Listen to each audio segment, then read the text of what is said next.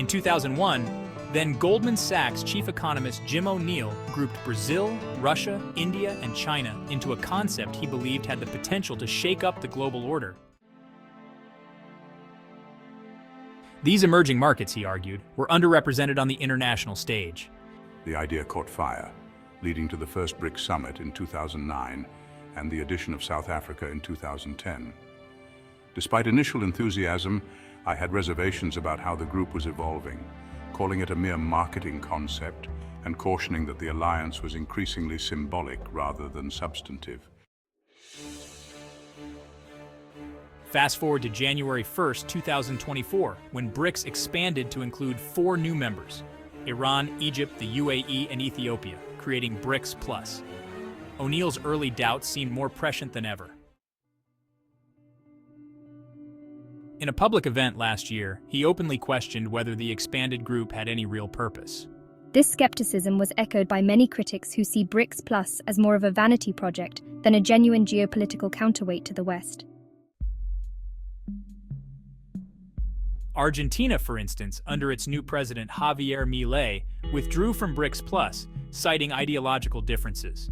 His refusal to ally with communists reflects a growing disillusionment with the bloc among some nations. Meanwhile, Saudi Arabia, another invitee, has delayed its decision on joining, with analysts speculating that its hesitation stems from geopolitical calculations linked to the upcoming U.S. elections. Should Donald Trump return to the White House, Saudi Arabia may choose to back away from BRICS Plus altogether, instead seeking closer ties with the U.S. Complicating matters further, internal tensions within BRICS Plus are increasingly visible. China and India remain locked in a bitter rivalry, exacerbated by the 2020 Galwan Valley border clash, which left 20 Indian soldiers dead.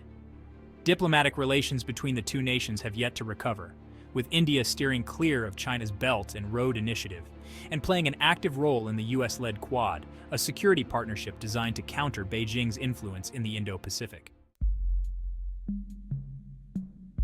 The bloc has also absorbed the long-standing dispute between the UAE and Iran over 3 contested islands in the Persian Gulf.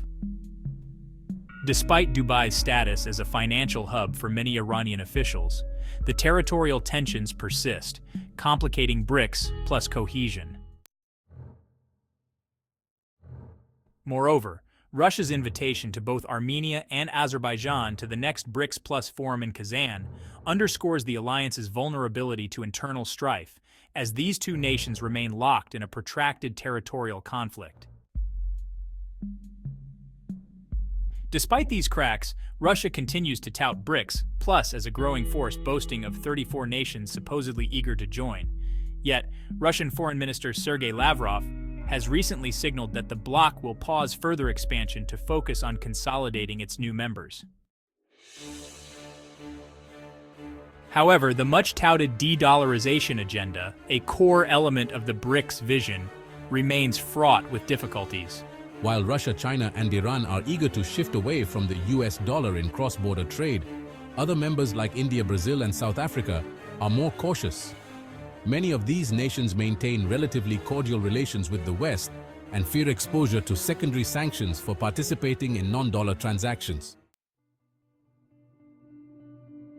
The New Development Bank, BRICS's financial arm, is another area where ambitions and reality diverge. Despite the rhetoric around challenging the dominance of the US dollar, most of the NDB's lending is still conducted in dollars, with local currency borrowing comprising less than 20% of its total activity. This contradiction highlights the difficulties BRICS Plus faces in positioning itself as a true alternative to Western financial institutions. Russia, which currently holds the BRICS Plus chair, views the bloc and the Shanghai Cooperation Organization as key to its grand vision of a multipolar world. However, the ongoing war in Ukraine and strikes deep within Russian territory have complicated these plans. Ukraine's ability to bring the fight to Russia's doorstep has not only destabilized the Kremlin's grip on power, but also cast a shadow over its leadership in BRICS Plus. The longer the war drags on, the more likely it is that Russia's allies within BRICS Plus will begin to question the wisdom of aligning too closely with Moscow. Already, some member states are showing signs of hesitation. Should the conflict continue, BRICS Plus risks losing credibility, as nations once eager to join may reconsider their commitment to an alliance that is struggling to maintain unity and deliver on its lofty promises. In the end, BRICS Plus faces a legitimacy crisis. Its ambitions to rival the G7 and reshape global power dynamics are undermined by internal divisions, geopolitical rivalries, and the ever-present shadow of U.S. influence.